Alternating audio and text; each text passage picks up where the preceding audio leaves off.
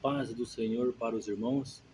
Agradeço a Deus por mais esta oportunidade, por mais este momento que o Senhor nos dá para falarmos a palavra de Deus, para juntos estudarmos mais uma porção da palavra do Senhor, a qual Ele nos tem ofertado, para que sejamos mais cheios do Espírito e mais doutos na palavra, para alcançarmos nosso objetivo, que é a nossa salvação e comunhão com Deus. Lembrando que eu estou falando da igreja do Parque Zavane, Assembleia de Deus, Ministério Belém,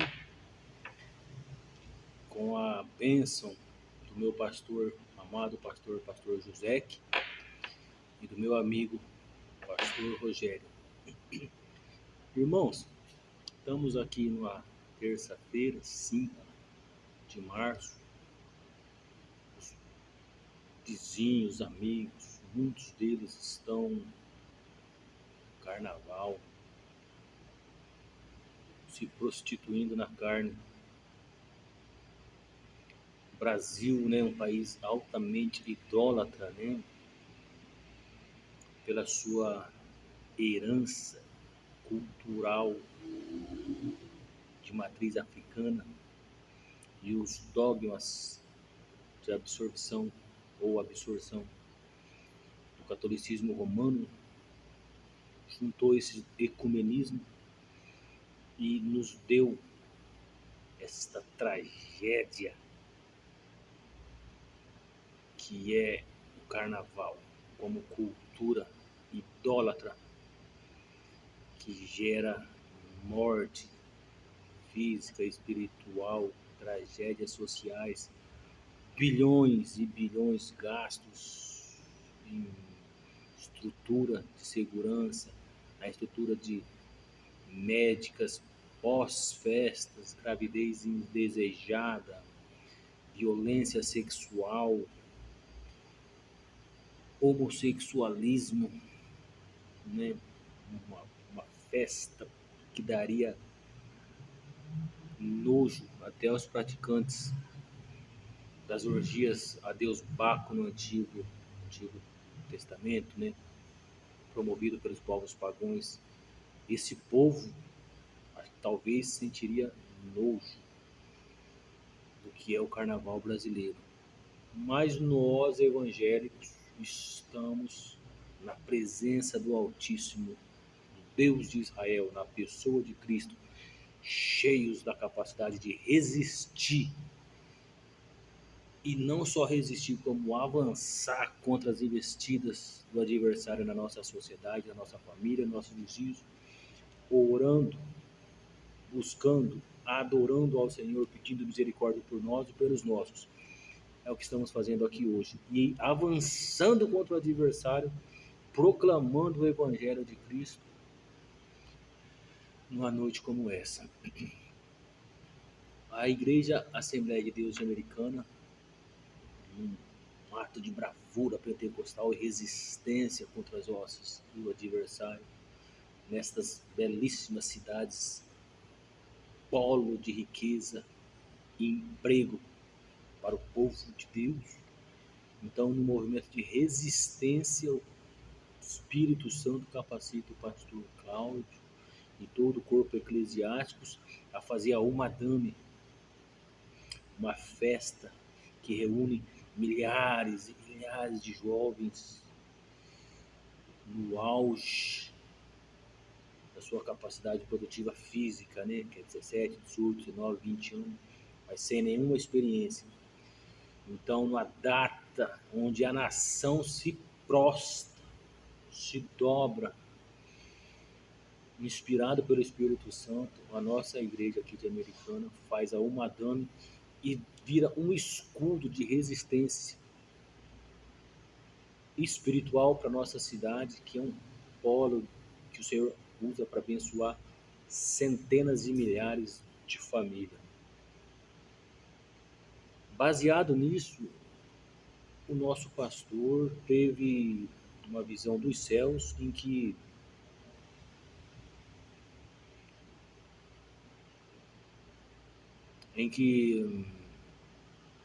o texto base é Daniel, capítulo 3, versículos 17 e 18, irmãos, que diz assim: Eis que o nosso Deus, a quem nós servimos, é que nos pode livrar.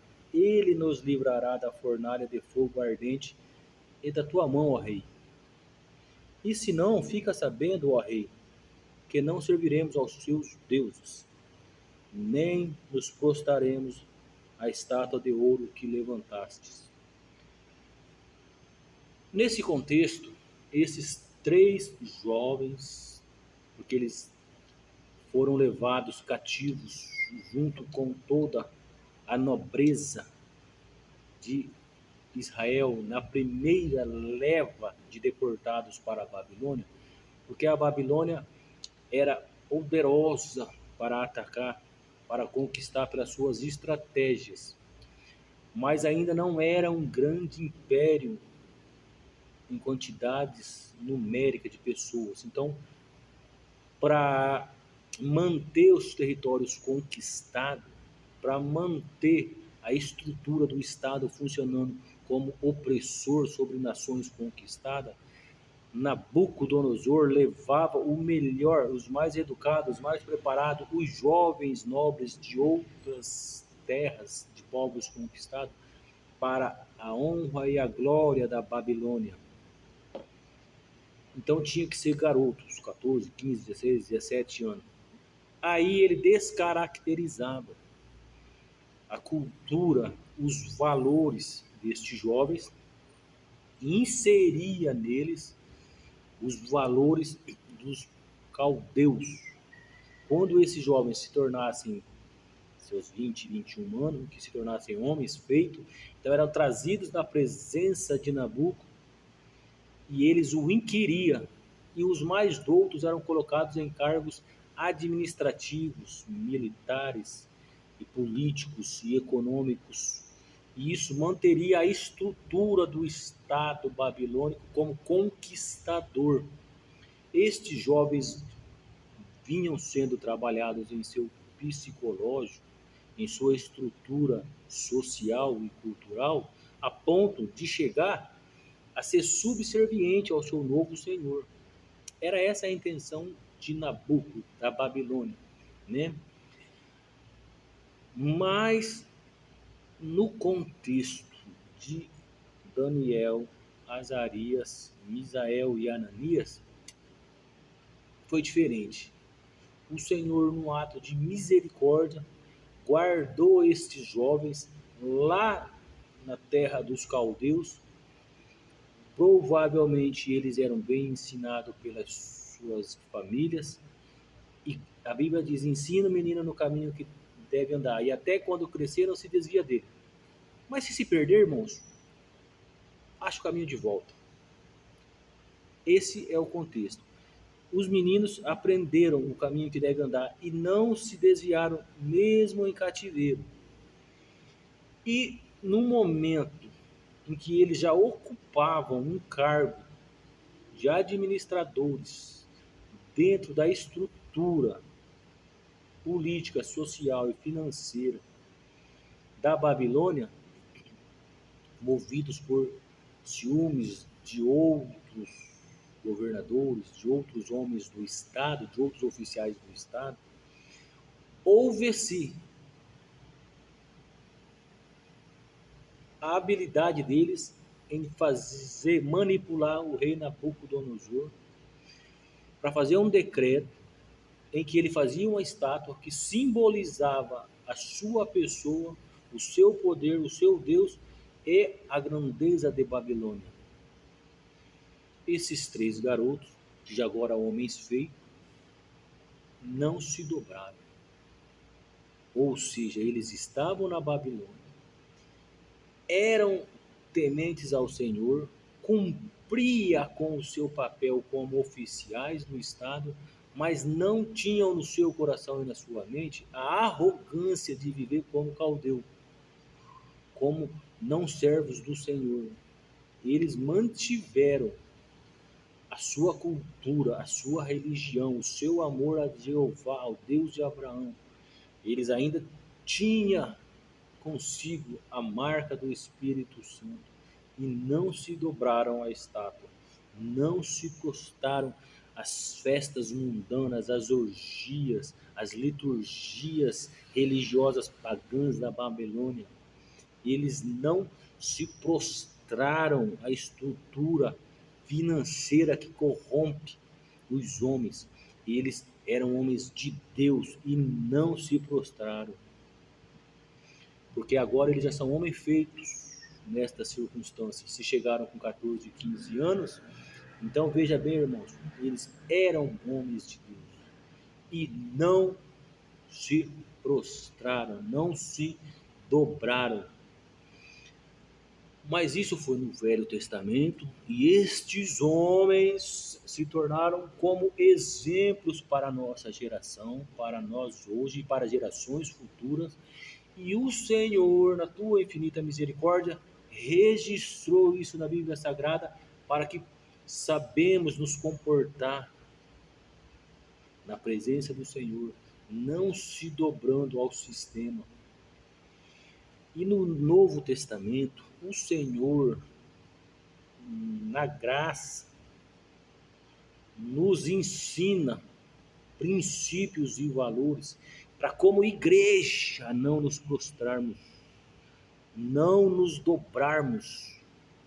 E isso fica claro no estudo que eu proponho e que eu chamo os irmãos esta noite para comigo estudar, porque daí eu sou o primeiro a aprender. Convido os irmãos a abrirem a sua Bíblia em Mateus capítulo 13. Mateus capítulo 13 tem 3 parábolas: a do joio, a da mostarda e do fermento. Quantos jovens estavam na fornalha, irmãos? 3. Quantas parábolas o Senhor usa para mostrarmos que, como igreja, não se dobrar, não se misturar? 3 parábolas. Ele usa 3 jovens valorosos que não se dobram. E ele está propagando o seu evangelho, entregando o que o seu pai mandou, o que o seu pai ensinou, que é o evangelho, ensinando a todas as criaturas. E nesse contexto, ele nos oferta, e Mateus, apóstolo Mateus, registra, e nós vamos ler aqui agora. Convido os irmãos para lerem comigo Mateus capítulo 13, versículo 33, a parábola do fermento. Outra parábola lhes disse: o reino dos céus é semelhante ao fermento que uma mulher toma e introduz em 3 medidas de farinha, até que tudo esteja levedado. Tudo isto disse Jesus por parábolas à multidão, e nada lhe falava sem parábolas, para que se cumprisse o que fora dito pelo profeta. Essa é a menor parábola da Bíblia, a parábola da mulher que introduz fermento. Muitos dizem que o fermento faz o pão crescer, faz a igreja crescer. Não, irmãos. O Senhor, é claro, aqui em Mateus 13, nas parábolas do semeador, quantas sementes ele jogou? 4. Ele joga a semente que caiu no caminho e as aves comeram, uma semente. A outra parte em pedregais, não tinha solo fértil, morreu. Vindo o sol, queimou a raiz. A outra semente, o sol matou, sufocando. Outra caiu nos espinhos e foram sufocadas. Ou seja, irmãos, 4 partes de semente. Quantas produziram? Quantas caíram em solo bom? A 4ª parte. 3 partes do que foi semeado se perdeu. Nós, como igreja, devemos semear o evangelho de Cristo. O Senhor se responsabiliza, mas a Bíblia é clara em dizer: nem todos aceitam o evangelho. A parábola do semeador nos ensina que nem todos é feito para salvação. O Senhor Jesus, no último epístola da carta de João, ele diz: Senhor, daquele que me deste, que nenhum se perca. Ao contrário do que pregam os calvinistas, não tem predisposição para salvar esse ou aquilo. O Senhor quer que todos se salvem. Olhando do céu, não viu um justo, e enviou o seu Filho amado para que todos aqueles que nele crêem não pereçam, mas tenham a vida eterna. Mas o homem, com o pecado do orgulho e a arrogância, muitos não aceitam. E o Senhor nos ensina, está aqui na Bíblia, irmão, você está lendo comigo. Mateus 13, que o semeador, a palavra que é semeada, a quarta parte, 25% dá resultado. 3 partes da palavra da semente se perde. Ouve e não aceita. Mas, dando sequência nas parábolas de Mateus 13, o Senhor diz aqui, mais claramente, a uma porção desses 25%, que o reino dos céus é semelhante ao fermento que uma mulher introduziu em 3 medidas. 3 parábolas em Mateus, 3 jovens na fornalha como exemplo, e 3 medidas. O que é a mulher nessa parábola, irmãos? A mulher representa a igreja, que introduz a palavra. O apóstolo Paulo diz que a mulher introduz? O fermento. O apóstolo Paulo diz em 1 Coríntios capítulo 5, que o fermento não é algo bom. Vamos dar uma olhada aqui, irmão. Deixa eu achar aqui. Assim como em outros vídeos, eu gosto de pegar a Bíblia. 1 Coríntios capítulo 5, versículo 7. Alimpai-vos, pois, do fermento velho, velhos ensinamentos, velhas doutrinas, vãs filosofias, que corrompe a boa doutrina, o bom evangelho. Então o Senhor Jesus diz que nem só de pão viverá o homem, mas de toda a palavra que sai da boca de Deus. Ou seja, a doutrina, a palavra de Deus que vivifica. Irmão, esta está sujeito à mulher, à igreja falsa, à doutrina falsa, que vem e semeia junto com o semeador e faz com que a terceira parte se dobra, se prostra a esse mundo, a esse sistema, as falsas doutrinas, se aculturando, como os brasileiros estão fazendo no dia de hoje. Em vez de estar adorando ao Senhor seu Deus, honrando as suas famílias, buscando a graça do Senhor e sabedoria, estão se prostrando à doutrina de demônios e artes demoníacas, através de música, através de shows de artes cênicas, através de danças, atrás de demonologia para suas famílias, para suas vidas, trazendo morte espiritual para suas vidas, não observando a misericórdia de Deus. Então a mulher vem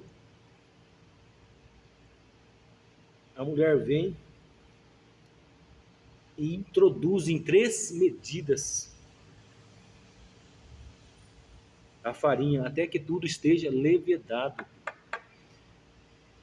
Irmãos, o fermento que é falado aqui pelo Senhor Jesus é um fermento biológico. Quem fez aula de química, no caso, pessoas se formando em aula de química, sabe que é feito a levedura através da sacarose. O fermento, né, a sacarose, feito por fermento, é um fungo que produz a levedura através de anaeróbico. Ele não respira, ele pega o açúcar da levedura, da sacarose, e o que ele excrementa é o que fermenta. O que o fermento faz, irmãos? Na massa, o que ele faz no produto que ele entra em contato? Ele transforma, ele gera influência, e ele gera uma aparente transformação também, que no pão é crescimento. Então, A mulher vem, que é a igreja falsa, introduz o fermento, a igreja cresce exponencialmente, descontrolada.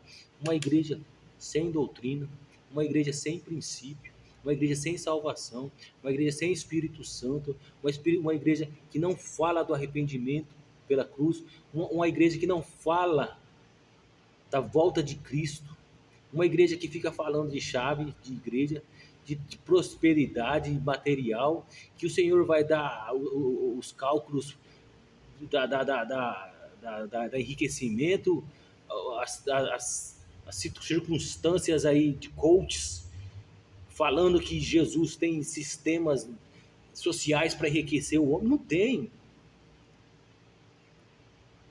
A igreja não tem esse propósito.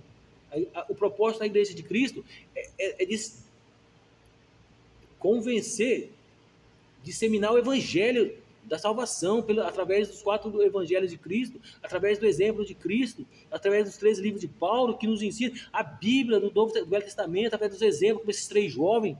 A Bíblia nos dá esse exemplo desses 3 jovens que não se dobrou ao sistema, não procurou riqueza através de subornos, porque eles exerciam cargos de oficiais de justiça, eles tinham liderança sobre homens, liderança sobre porções de terra, de dinheiro. Eles não se dobraram a tudo isso. Como é que é, irmãos? Que hoje é diferente? Não é. Lógico, ser rico não é pecado, ganhar dinheiro é pecado. Tem irmãos que igual como eu não tenho habilidade para ganhar dinheiro, irmãos. Eu só vivo de CLT, eu trabalho como soldador, cedo, ganho o salário do mês, não tenho habilidade para empreender. Mas já tem outro irmão que tem uma habilidade para empreender e ganha bem mais dinheiro. Isso é lícito, não é disso que eu estou falando. Eu estou falando vir para a igreja achando que o Senhor vai mandar um cheque, achando que o Senhor vai deixar você rico. Não, o Senhor está preocupado com a tua alma. O Senhor está preocupado em salvar a tua família. O Senhor está preocupado em que o teu corpo seja saudável enquanto Ele permitir folha de vida na tua casa, na tua vida, até que Ele te recolha para um reino dos céus. Ele quer que o teu corpo seja saudável, que sua vida seja saudável, que sua mente seja saudável. Mas a mulher, a falsa igreja, vem e introduz o fermento. 3 porções de medida. 3 porções de medida. Que são doutrinas falsas. E o Senhor Jesus, nos seus evangelhos, dá exemplos de doutrinas falsas, irmãos. Vamos usar 3. Que são 3 jovens, 3 parábolas, 3 medidas de fermento. Em Mateus 23, ele as doutrinas dos fariseus. Irmãos, eu falo, os irmãos depois leem, confere, confirma. Saduceus, irmãos, era um grupo religioso que se dobrou, que se influenciou, que se contaminou com o fermento.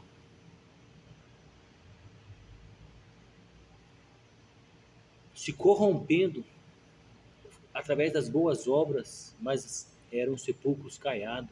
Só a boa obra não serve, tem que ser o que está dentro, o coração. O evangelho tem que produzir fruto, o evangelho tem que cair em boa terra. Quando cai no coração de fariseu, ele faz boa obra, tem aparência de crente, tem aparência de igreja, mas é sepulcro caiado. Em 2 Timóteo, capítulo 3, versículo 5, ele usa os exemplos dos saduceus.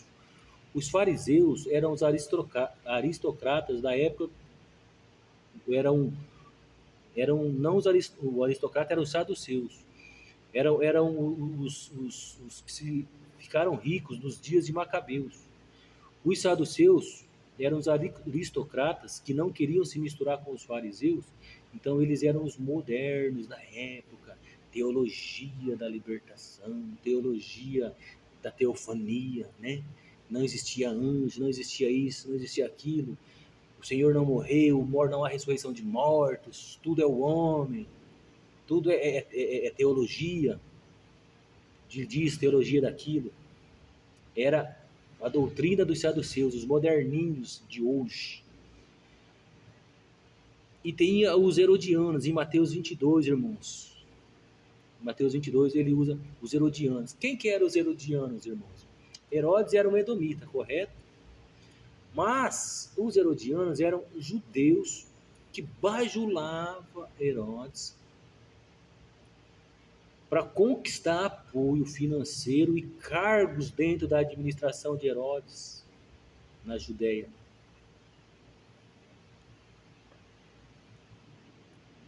Ou na Galileia.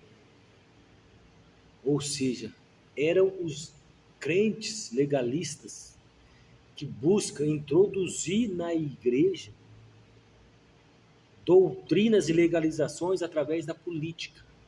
Usar a política do município e do estado para forçar uma mudança teológica, doutrinária nas igrejas. É pecado. É muito bom que tenhamos representantes políticos sendo líderes eclesiásticos, sendo homens de Deus, de valores. Por isso que escolha bem seus representantes, irmãos. Mas não traga para a igreja, não se permita que traga para a igreja movimentos ou mudanças através da política. Quem cuida da igreja é o Espírito Santo. Então, 3 doutrinas nós vemos aqui, irmãos. Mateus fala dos fariseus, 2 Timóteo fala dos saduceus, Paulo fala sobre os saduceus, e em Mateus 22 ele fala sobre os herodianos.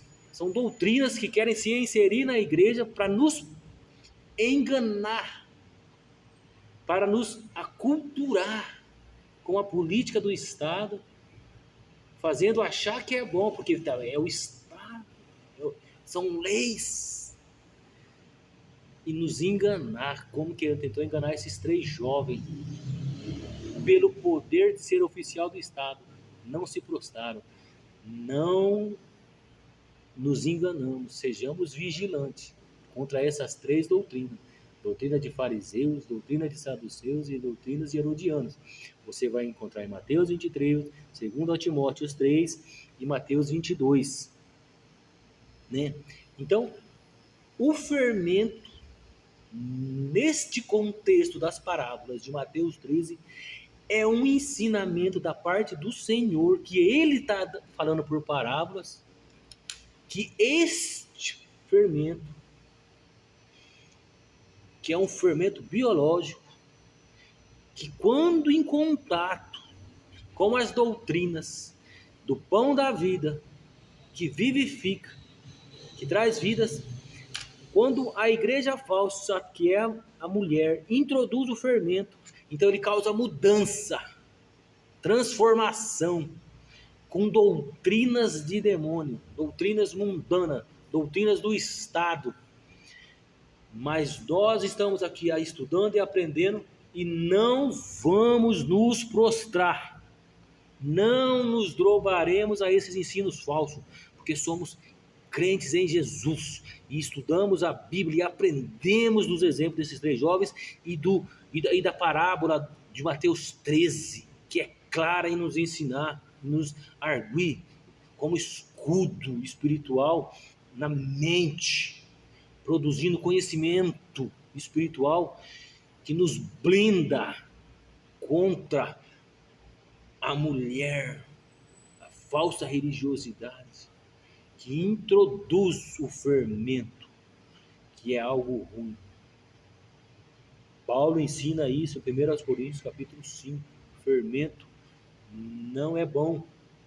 Quando o Senhor institui em Levítico como fazer ofertas, ele nunca pede fermento. Pelo contrário, quando ele faz uma aliança do antigo, aliança da lei com Israel, ele diz: não comam pão com fermento, pão com mistura, pães asmos. Pães asmos, irmãos, é um pão que não passou por levedura, ou seja, não foi contaminado com fermento e não está suscetível. A contaminação, a transformação é água e trigo.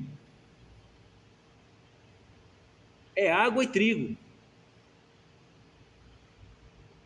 E na festa do tabernáculo, o que é usado como ofertas ao Senhor Não tem fermento, não tem mistura, não tem contaminação.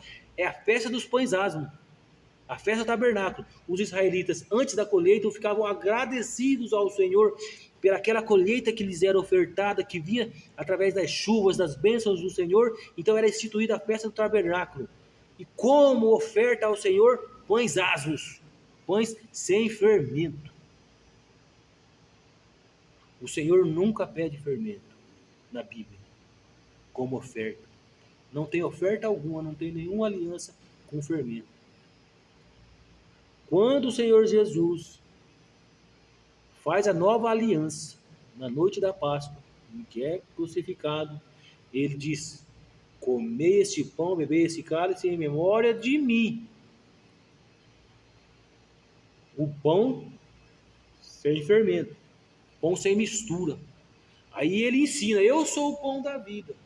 Ninguém vem ao Pai senão por mim, né? Os pães asmos significa pureza, sem contaminação, sem transformação, sem influência do ambiente. Um pão incorruptível pelo ambiente, pela levedura. Esse é Cristo, que ele dá para a igreja ofertar ao mundo e pregar o evangelho. A mulher é a igreja falsa, é o ensino falso, que vem introduzir o ensino em porções. Em Mateus 13, o Senhor diz que a palavra do semeador, 4 semeadura, 3 produz. 3 produz. 3 não produz. 3 é infértil. 3 é contaminado. 3 não acha. 3... Aqui eu estou em Mateus 13, irmãos. Olha. A semente caiu do pé do caminho. Vieram as aves e comeram. Uma semente. A outra caiu em pedregais, onde havia bastante terra, e logo nasceu, porque não tinha terra funda. Vindo o sol, morreu. A outra caiu em espinhos. Cresceu e sufocaram. A 4ª parte do evangelho caiu em terra boa e produziu, e gerou fruto. Isso somos nós.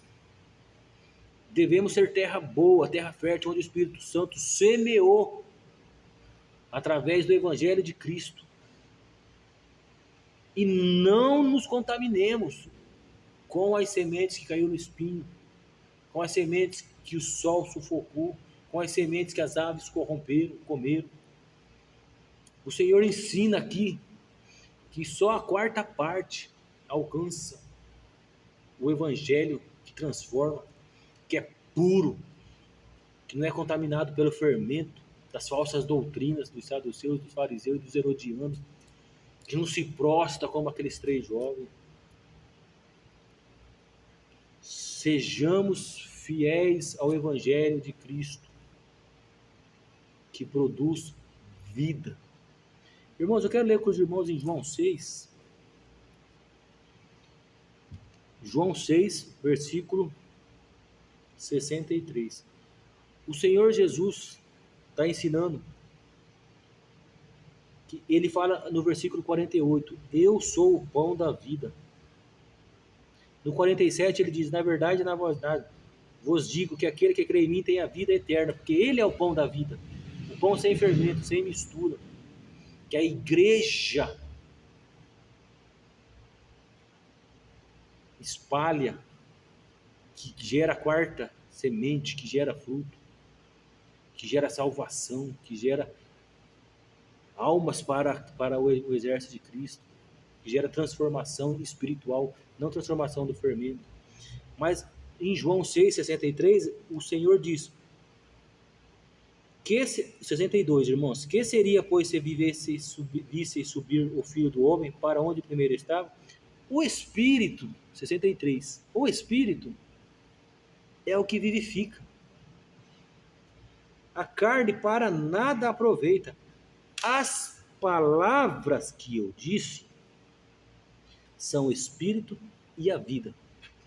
Estas são as doutrinas pregadas por Cristo. Então, nem só de pão viverá o homem. ele diz que ele é o pão da vida, mas nem só de pão vive o homem, mas também da palavra que sai da boca de Deus, que é espírito e vida. Ou seja, a doutrina do pão que vivifica, que é Cristo, é a tua palavra.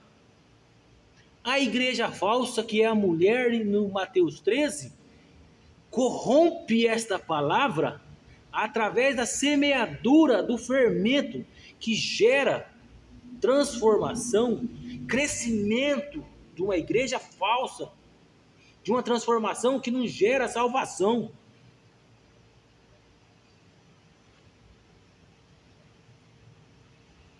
Eu não gosto de citar nomes, irmãos, mas essas igrejas da cruz aí, essas igrejas de parede preta, essas igrejas não sei do que, bola disso, bola daqui. Que igreja é essa? A Bíblia diz. A Bíblia diz que a mulher introduz 3 medidas de farinha. Doutrina falsa. Qual evangelho, irmãos, produz da palavra semeador? Alcança. Um evangelho que transforma uma medida. É a quarta, a que alcança bom solo. 3 sementes não alcança bom solo. 3 introdução da mulher não gera transformação. A igreja cresce como um pão enorme. A igreja não cresce assim pela parábola do semeador. Ela cresce com ordem, com transformação, com humildade, com unção, com palavras que enaltece a morte de Cristo, que gera a salvação pelo Cordeiro, pelo sangue do Cordeiro. Se não for assim, não é palavra de Cristo, que aqui em João 6,63, vivifica e traz vida, que é vida e espírito. É fermento da mulher, é medida da mulher, é fermento da mulher. Então, 3 jovens não se prostrou. 3 jovens não se prostrou, não se contaminou. O que contamina e influencia o ambiente é fermento. A mulher introduziu 3 medidas de fermento. A palavra do semeador diz que 3 sementes não alcançam a salvação pela arrogância e a corrupção do gênero humano, pelo orgulho do ser humano, e não se entregar ao seu Salvador. Mas nós se prostra para Cristo, não para o mundo, como aqueles jovens. Não nos dobraremos para a introdução de fermentos da igreja falsa, da doutrina falsa. Irmãos, eu senti a necessidade de pregar e a vontade do Espírito Santo no meu coração de pregar sobre o tema da uma dama. E o Senhor me deu esta palavra: não se prostra, não se dobra, seja a semente que alcançou solo bom. Avança contra a mulher que introduz o fermento, que gera 3 medidas de perca. É uma perca muito grande. O Senhor Jesus diz no último capítulo do Evangelho de João: Senhor, aqueles que me deu, que nenhum se perca. Para que isso aconteça, vamos militar na fé, não se dobrar e semear a boa palavra, aquela que encontra um bom solo fértil. Irmãos, é isso que eu tinha para falar essa noite. Estou muito feliz por ter conseguido. O Senhor me honrou, porque eu estava desejoso de fazer uma pregação sobre o tema da alma dama, na minha pequenez. Só vocês, os meus companheiros do canal, é que vão ter acesso, mas isso me gratifica, porque o Espírito Santo me deu essa oportunidade. Não nos prostraremos, não nos prostraremos, não nos contaminaremos com fermento, não vamos ser corrompidos pelo fermento, não vamos ser influenciados pelo fermento. O fermento gera crescimento exponencial de maneira oculta. Ele está lá no meio da massa, gerando um crescimento que ninguém percebe. Mas o Senhor diz que são 3 medidas que não gera arrependimento. A igreja cresce de maneira ordenada. Então tem um movimento dentro da igreja crescendo, gerando corrupção, gerando influência, para que você se droba, se prostra, mas não nos dobraremos, porque hoje o Senhor nos alertou através da parábola de Mateus 13, que são as 3 parábolas do joio, do trigo, do fermento, e nos introduziu que 3 medidas de fermento é contaminação espiritual, que gera confusão, que gera crescimento sem o evangelho, sem a pureza. Nas festas do tabernáculo que eu mencionei agora há pouco, irmãos, quando o povo israelita vinha ofertar pães asmos sem mistura, isto gerava neles um senso de comunidade, um senso de igreja, que dizia ao Senhor: não nos contaminamos com os povos que o Senhor proibiu, não nos prostramos à cultura desses povos, não nos prostramos à religião desses povos, não nos prostramos aos reis desse povo, à doutrina de demônio desses povos. Te ofertamos, ó Jeová, como nos foi ensinado, um pães asmos, um pão sem mistura, um pão sem levedura, que simboliza a pureza, um povo puro como a igreja deve ser, um povo que chega a Cristo na Santa Ceia, alça a mão sobre o pão, é partícipe do pão e do sangue, sem contaminação, sem se dobrar, dizendo, como disse o povo israelita para Jeová, dizendo para Cristo: estou aqui na tua presença, sem mistura, sem me dobrar, sem me contaminar. Eis-me aqui, Senhor, na tua presença, para ser usado, para pregar o teu evangelho, aquela porção que cai em solo fértil, um povo sem contaminação, uma igreja sem contaminação. Eis-me aqui, Jesus, como igreja, comunidade pura, que não se contamina com as três da mulher, as 3 introduzidas pela mulher. Vamos ver lá Mateus 13, irmãos.